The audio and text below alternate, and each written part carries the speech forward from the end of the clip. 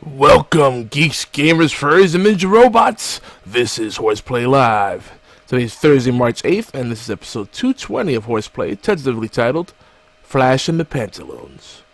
And I'm your Blair Lizard host. I don't know why I said it like that, but I did. Slightly inebriated, also sleep deprived. Kind of an ongoing theme. Yogizilla, yes, that's me. And this is going to be another quickie, folks. We're going to rock this out, but just some quick housekeeping.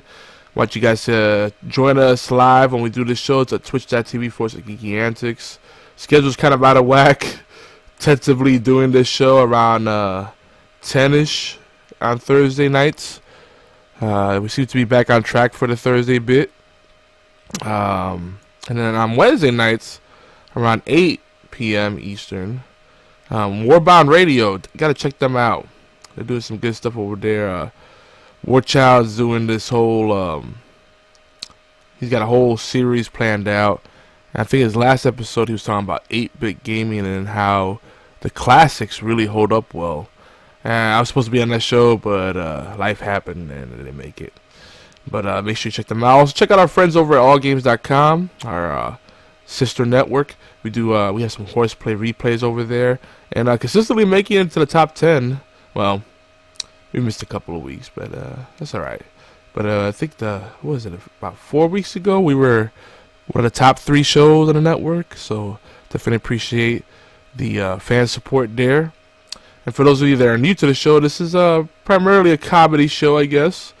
Categorizing stuff is so hard. Why you gotta put things in boxes, right? But I do want to say it's NSFW usually, but we've been pretty tame lately.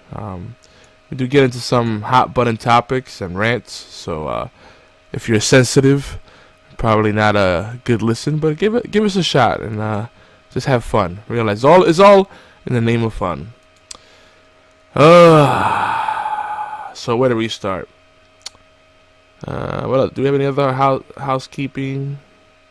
Just a little friendly reminder, we're already a week into March 8th. And tax season is still in full effect. Don't forget that tax deadline. What is it? April 15th. A few days before my birthday. I always hate that because tax season is kind of awkward. Unless you get a lot of money back. But I feel like a small business owner probably not the case.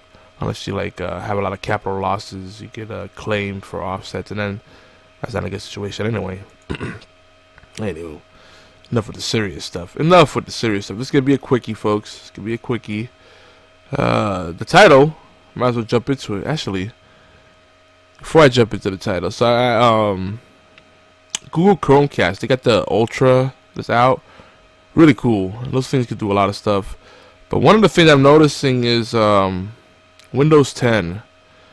Then if you're part of the Insider program, apparently the Windows 10 platform will no longer support DLNA devices.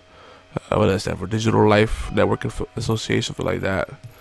What that means is you will no longer be able to cast to DLNA devices, which is the category for Google Chromecast, and I think Amazon Fire Sticks too. Which is interesting. I thought kind of Miracast was its own kind of standard.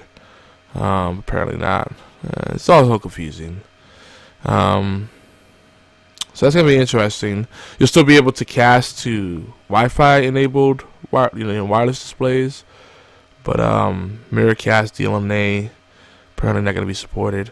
Kind of frustrating because I was tinkering with a projector, and natively they usually need to install a software in order to project to these screens, these projectors.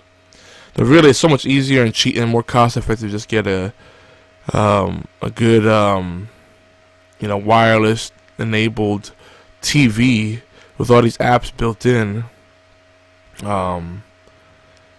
You can spend, you can get a freaking 55-inch 4K TV retail. Samsung, no less. Built-in apps, all that good stuff, right? Smart TV. $499, $599 for 55-inch. That's crazy. For 4K. Of course, we know a.k.a. is right around the corner. It's just gonna keep pushing the K's until it's just not gonna even make sense anymore. It doesn't even make sense now. There's not enough 4K content to really justify it. But at that price, might as well go for it. Anywho, I thought I'd share my little gripe about the Google Chromecast because it's a great product. But if you're trying to do something other than like stream, do streaming services, like stream, broadcast Excel spreadsheet or PowerPoint slide, it might be in for an unpleasant surprise in a couple of months or so. I forget how far ahead the insider previews are, but just a little heads up there. I don't know if I'm even allowed to talk about that, but oops, I said it. So I've been watching well, you know what? I'm not gonna get to the Flash. I'm gonna keep the tech thing going, and we'll end with the Flash. I think that makes sense for the flow. Yo. Smartwatches.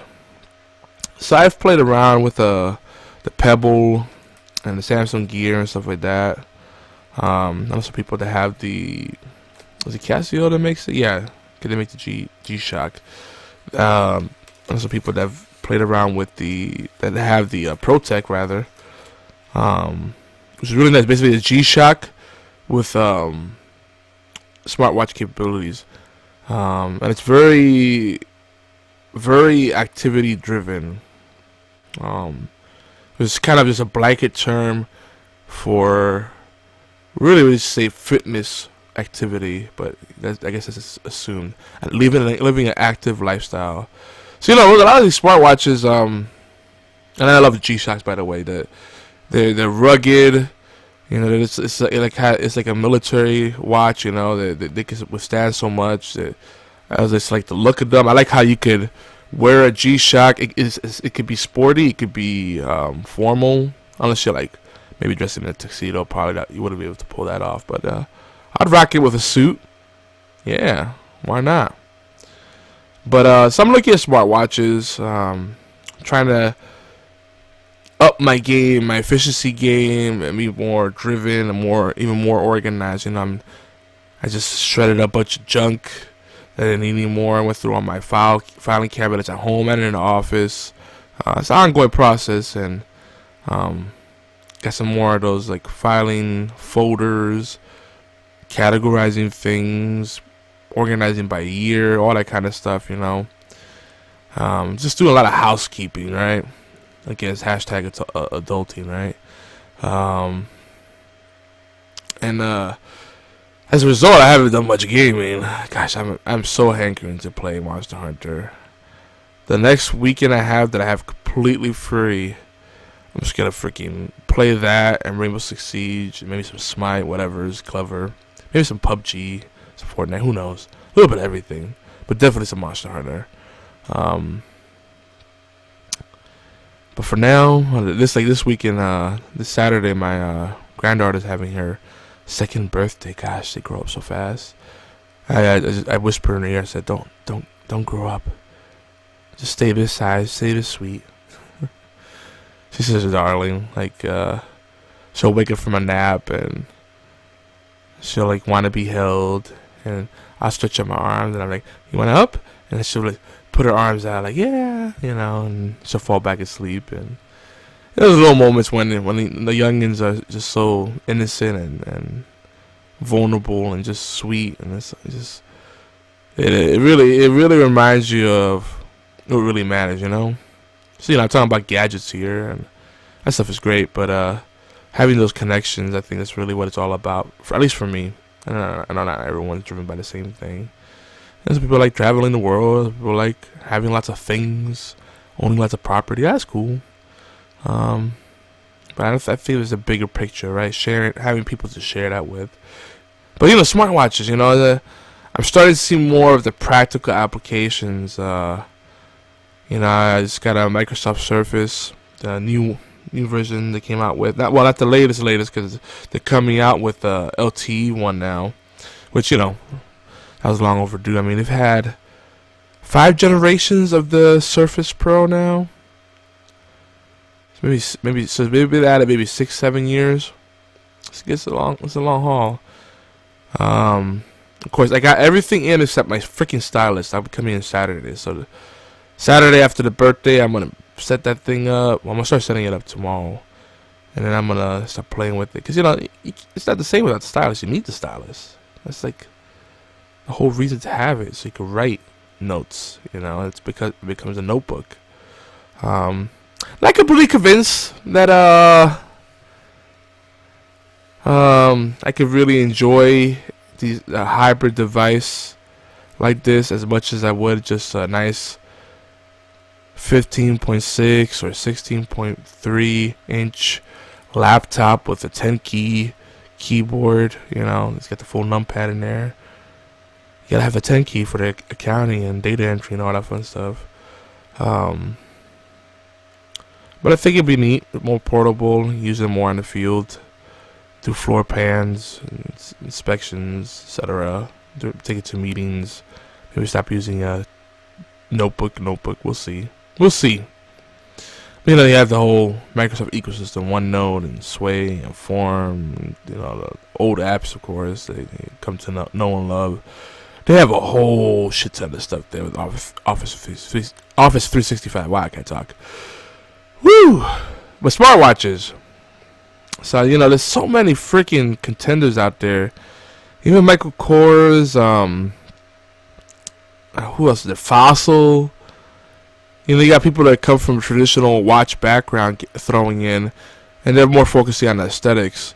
So here's the thing with the smartwatches. You either going to focus more on a true smartwatch, is more about the apps and the productivity side, or you're going to get something that's really, really damn good with the fitness part, what they call activity trackers, activity watches.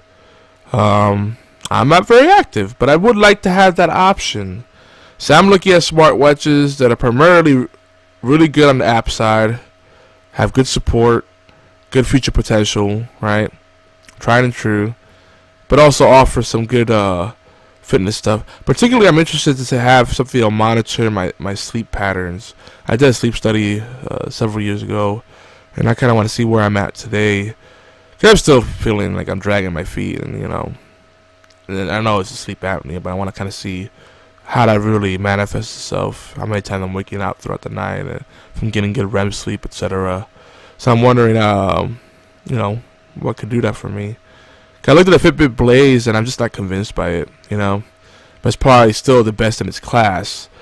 But I want some notification, maybe text messages, see my meetings, my calendar updates, maybe have some other apps, and I kind of want different watch faces, I don't want to just stick to one watch face or just a handful of them. Want to be able to switch it up. So I've looked at things like a lot of folks have like the classic style watches, which are more business formal. But I looked the one that's been most compelling to me so far, and I was really looking strongly at Samsung Gear 3. But the fact that they run in their own proprietary Tizen. I really like the Samsung products, but the fact that they just have so much bloatware and they kind of peddle their own software, it reminds me a lot of Apple. Samsung is the Apple of the Android world, I have to say. They're really good at what they do, but they just want to trap you to that ecosystem. Putting all this shit that you can't divorce yourself from. It's like, I don't use that shit. So can I uninstall? Nope, you're stuck with it because it's part of the fucking shit. I don't want that. So, I looked at that. And I used the Samsung Gear 2, I believe, or was it the 1? I forget. And it's cool, but it's changed so much in the past. How long has it been since smartwatches really been pushed? Past couple of years or so, since the original Samsung Gear. I don't know. I've lost track. Last year I was kind of on the periphery. I was like, yeah, maybe. Now I'm like, you know what? It makes sense now, and I like watches. So why not have tech and watches come together? I have a really cool zebra wood watch that I like, but I want to be able to switch it up. Who knows? Maybe this could be my main watch. So I look at Samsung Gear. LG has one. What do they call it? Style. That's pretty solid. The Pebble watches are really cool. I like the minimalist angle that they're rocking. And it reminds me, for some reason, I get a real Palm Pilot vibe, like just minimalist but functional. But it's kind of like a Swatch watch. A Swatch watch and a Palm Pilot had a baby, especially with the black and white screens. Those last longer too with the e-paper or e-ink, whatever it is. They last days or weeks as opposed to a day or two, which is what you get with these full color, all the bells and whistles kind of watches. Well, there's been so many I looked at. The Motorola 360, another strong contender. Motorola, I don't know. I felt what it was that turned me off about Motorola. I think it was kind of a similar thing to Samsung, where it's like a lot of proprietary crap, limited app selection. So I'm kind of looking at something that's in the Android Wear 2.0 arena, which is the latest and greatest right now. This year something will come out. It'll probably come out the moment I buy one, right? And I think that the strongest one I've seen is the Hawaii. I think it's Korean or Chinese company. Hawaii, is it the classic? No, Hawaii Watch 2. It's right in the cusp of sporty and formal. It's just right. And there's so many different watch faces you could put in it. And I fell in love with like so many of them. Lots of gauges and dials and fun stuff like that. Or you could just go with something more traditional. And the resolution looks really sharp. So, at quick glance, it looks like it's an actual watch, until you notice the backlit screen. There's so many decisions with these darn things, because you get a square face, a circular face. Do you want a big face, small face? Do you want just a band that's kind of unintrusive and it could be used in addition to a watch? Do you want a full-on watch? Then you want one that has built-in LTE, cellular signal, or you just want a Wi-Fi one. I think I just want a Wi-Fi, Bluetooth one that'll just pair my phone. I don't need to get calls directly on my phone, on my watch, like Dick Tracy. That could be useful, but if be honest with something, I want the watch faces. That's pretty exciting. Switch it up a lot. I want good notifications and kind of organizational tools. Nice selection of apps, and then the whole fitness activity bit. So that the Hawaii Watch 2 seems to be at the intersection of all this. You're looking at these things and they're like anywhere in the range of, $200 to $500, right? Like the Pro Tech, which is kind of high end, is $500, but that thing has, the turning dial. It's got lots of like little buttons on there. It supports gestures, sharp screen, and rugged as hell. A lot of these things, they don't fit right. They're not very rugged, so they look flimsy. They look like they'll break easily. So anyway, if any of y'all out there have experience with these things, I'd like to hear first-hand accounts. You can send it to mail at geekantics.net, or leave us a voicemail or a text message, 646-801-2149. Again, 646-801-2149. Of course, you can join us on our Discord server at geekantics.net/Discord, and you can chat with us live or text, and eventually someone will reply. It's kind of, our chat is mostly like a forum with semi-real-time chat, and I'm okay with that. Everybody's doing their own thing, but they need to check in, and then we kind of just tag each other and stuff, PM each other, share things from Giphy, Gotta love the animated GIFs. And it's GIFs, not GIFs. I'm sorry. The G stands for graphics, so it's GIF. I don't care what the inventor, the creator, says. So anyway, onto the Flash. And I don't have too much to say about it, other than I still have to say I think Flash is still my favorite show on CW. Supernatural's still fun, but I'm not hard pressed to catch up on it. Arrow, is up and down. Right now, it's really good. Friends versus friends. Spoilers. Some really interesting things going on. Though the twist they had an episode or two back didn't really surprise me. I was pretty much assuming that. You have a character, they try to play low key and take your attention away from. You already know that person's gonna be more important than they let it lead on. And especially when they try to overcompensate by saying, "Oh, look at this guy. He's a real badass. This is the guy you should pay attention to." No, it's the guy in the wheelchair. Yeah, it's the guy that talks funny or doesn't really participate much. He's the guy you gotta watch out for. He's the puppet master. I'm trying not to spoil anything, but sorry, probably not good. Did I mention I'm a little out of it? Yeah, just a bit. But outside of the really bad acting parts where they just do too much sappy, like the whole Iris Barry thing. Okay, I get it. They love each other. That's cool. And I'm a hopeless romantic at heart, but sometimes they just draw it out. Now I do like the tug at your heartstring moments when it's something different. Like exploring the relationship between a father and his daughter. Friends reconciling, stuff like that. I think is very powerful. Why does it always have to be romantic? But Flash is just fantastic. This is just a fun show. And then I look at Arrow, and one of the problems I have with Arrow is that I see so many of their problems, and I'm like, man, so much of the stuff that happens, the conflicts they have on that show, could be easily resolved. I also wonder if sometimes are the Flash and Arrow storylines really happening almost side by side? Because that can explain one of my biggest kind of problems with Arrow. Well, there's a lot of things, but a lot of times I'm like, why doesn't the Flash just come and help him out? What's this guy gonna do against the Flash? He can only plan so much. He's not that smart. He probably didn't account for out of town help, but it always feels like it's always like Central City. No, is it Central City? No, it's the Star City. They're Star City. They always like just figure things out on their own. Like we're not gonna get any outside help. Fuck it.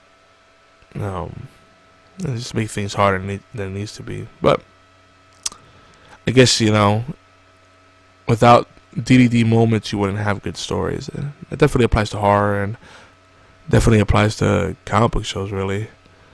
iZombie's back. They're about 2 episodes in. Still a fun show. My wife likes to say it's cheesy. Whatever. It's a fun show. Suck it. And that's they get into some interesting things. I don't know if they're trying to discredit religion or poke fun at it. And I'm not gonna be one of those believers that like, oh, blasphemous, I can't watch it. But I feel it's just speaking to the overzealous false prophet types a bit too. There's a lot of little themes in there you'll pick up on. Yeah, that's all I got. I'm really hankering to play some more Monster Hunter. And I guess part of me, like, I really want to play it. But then when I have a little downtime here and there, I'm like, man, I can't jump into it because you can't just play it for like an hour, or even 2 hours. I think like that's a game you really gotta be like, all right, 3 hours, let's go, or more. There's just so much to do, and then it's like a Pringle. You just can't have one, right? You gotta keep going. I gotta farm this. I gotta build this set. I gotta get these items, and hope you get a good dice roll, and it drops for you. And then it's I'm also worrying like, well, if I go back down road, I might get hooked again, because it does have some addictive properties. But that's a good problem to have, right? Yeah. But anywho, folks, as I promised, it is a short show. We're a little under a half hour. Next week, I hope to have Warchild with us. And we'll kind of cross promote and talk about some of the stuff he's covering over at his show. Don't forget to check out our friends over at the Gaming Death podcast. You check them out at twitch.tv/says Gaming Death. They're one of the most active contributors and just great friends, personal friends of mine, and just great people. Well, Chris more than anyone. Chris Gannon. Caleb just kind of keeps to himself, but that's typical for the youngins and geeky types, right? We tend to be loners or take for granted keeping with each other. But if I die, he's gonna feel really shitty. Be like, man, I really should have talked to that Yogi guy. He was kind of cool. I don't know, I'm so morbid. I also want to say, I'm also really excited because I got my son to my company, and he's getting into the real world. Yeah, last year he graduated college and was looking for work and didn't have luck, and put in a good word, pulled some strings, and now he's with us as a temp. But gotta start somewhere. So I have to I'm his ride, so we're carpooling. I gotta drop him off at his location and then go back to my building on the other side of town. That's fun. We get to bond more. I'm pretty excited about that. But with that, if you do want to keep the conversation going when I'm not podcasting, you can catch me at Yogizilla on Twitter. Yogizilla on Xbox Live if you want to play some games. Ooh, The Division. That's another game I got to really get into. Oh, God. So much to do in that game. And I keep up with the Division podcast, and they're constantly improving that game and just adding to it. It's just amazing. Well over a year, and they're still doing so much with it. I really like the whole gaming as a platform model because it matches my lifestyle. I can't keep up with buying new games every couple of months, but having a game that keeps paying off dividends, I like that a lot. Because if you're gonna put it in the time, I want it to at least fit into something a little longer term than just a quick, cum shot at my pants. Sorry for that visual. I know you can't unsee it. I apologize. Anyway, folks, I'm out of here. Don't forget to visit us at geekyanswers.net. If you want to join us on chat server, geekyanswers.net/Discord. We have Geeky Antics groups on Facebook and the Geeky Antics page, facebook.com/Geeky Antics. Just Google us. You'll find lots of stuff. And, yeah, I think that covers all the plugs. I'm probably forgetting something. I'm going to close the show notes or stop the show and be like, oh, no, I forgot this thing. No. But, yeah, that's what happens. Old age. That's what I blame it. That's what I attribute it to. Anywho, outro music. Right about meow. Peace.